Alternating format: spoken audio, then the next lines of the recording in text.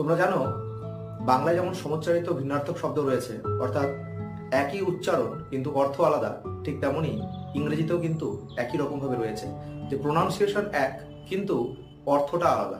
যেমন দেখো, bank bank, এক ব্যাংক মানে ব্যাংক অর্থাৎ আমরা যেখানে টাকা রাখি, আরেক ব্যাংক মানে নদীর তীর। ম্যাচ ম্যাচ, একটি ম্যাচ মানে খেলা, আরেক ম্যাচ মানে মিল করা। কাইন্ড কাইন্ড, একটি কাইন্ড মানে দয়ালু, আরেকটি কাইন্ড মানে ধরন। রাইট রাইট, এক রাইট মানে সঠিক, আরেক রাইট মানে অধিকার। দ্বিতীয়ত দেখো ওয়াচ ওয়াচ, একটি ওয়াচ মানে নজর রাখা, আরেক ওয়াচ মানে ঘড়ি।